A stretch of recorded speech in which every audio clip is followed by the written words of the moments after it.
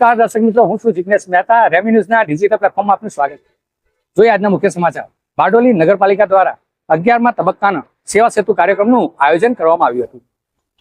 જનતાના પ્રશ્નો સ્થળ પર નિકાલ લાવે એ હેતુસર આ કાર્યક્રમનું આયોજન કરાયું હતું.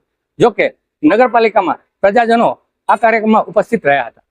સરકારની વિવિધ યોજનાઓનો લાભ નાગરિકોને એક જ સ્થળે સરળતાથી મળી રહે તે હેતુથી બારડોલી નગરપાલિકા ખાતે સેવા સેતુ કાર્યક્રમનું આયોજન કરવામાં આવ્યું હતું.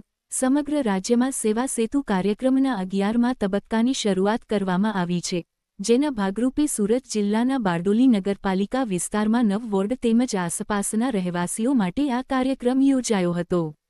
મંગળવારે વહેલી સવારથી શરૂ થયેલા આ સેવા સેતુ કાર્યક્રમમાં નાગરિકોને વિવિધ સરકારી સેવાઓનો લાભ એક જ મંચ પરથી મળે તેવી વ્યવસ્થા કરવામાં આવી હતી.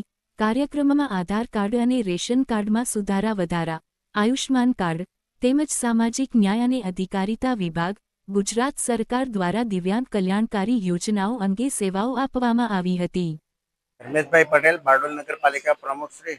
આજ રોજ બારડોલી નગરપાલિકા ખાતે સેવા સેતુ કાર્યક્રમનું આયોજન કરવા 11મા તબક્કાનું વિધિસર આજથી સેવા સેતુ કાર્યક્રમનું આયોજન કરવામાં આવ્યું હતું, જેની અંદર વિવિધ યોજનાઓ અને વિવિધ લાભાર્થીઓને લાભ આપવા માટે જન્મ મરણના દાખલા, પ્રોપર્ટી ટેક્સ તથા આયુષ્યમાન કાર્ડ, આધાર કાર્ડ તથા વિવિધ યોજનાઓનું આજરોજ કુલ એમ મળી 56 યોજનાઓનો 56 સેવાઓનો સેવા સેતુ કાર્યક્રમનો આજ પ્રારંભ કરવામાં આવ્યો હતો, જેનો લાભ નગરજનોને ખૂબ મોટી સંખ્યામાં લેવા માટે હું વિનંતી કરું છું.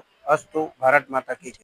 દિવ્યાંગ બસ પાસ, દિવ્યાંગ સાધન સહાય, દિવ્યાંગ લગ્ન સહાય, મનોદિવ્યાંગ પેન્શન યોજના, સંત સુરદાસ પેન્શન યોજના, નેશનલ ડિસેબિલિટી પેન્શન યોજના, UDI રજિસ્ટ્રેશન, નિરામયા હેલ્થ ઇન્સ્યોરન્સ સહિત કુલ અંદાજે 56 જેટલી સેવાઓનો લાભ એક જ સ્થળે ઉપલબ્ધ કરાવવામાં આવ્યો હતો. નાગરિકોના કામો ઝડપથી પૂર્ણ થાય તે માટે સાંજ સુધીમાં તમામ અરજીઓના નિવારણ માટે વ્યવસ્થા કરવામાં આવી હતી. 11મા તબક્કાના સેવા સેતુ કાર્યક્રમનું દીપપ્રજ્વલન બારડોલી નગરપાલિકાના પ્રમુખ ધર્મેશકુમાર પટેલના હસ્તે કરવામાં આવી કાર્યક્રમને ખુલ્લો મૂકવામાં આવ્યો હતો. આ પ્રસંગે બારડોલી મામલતદાર કલ્પનાબેન પટેલ, બારડોલી નગરપાલિકાના ઉપપ્રમુખ વિજયભાઈ પટેલ, કારોબારી સમિતિના chairman Jagdishbhai Patil, in charge chief officer Pranav Chaudhari તેમજ નગરપાલિકાના તમામ ચૂંટાયેલા સભ્યો, કર્મચારીઓ અને સ્થાનિક વહીવટી તંત્રના અધિકારીઓ હાજર રહ્યા હતા.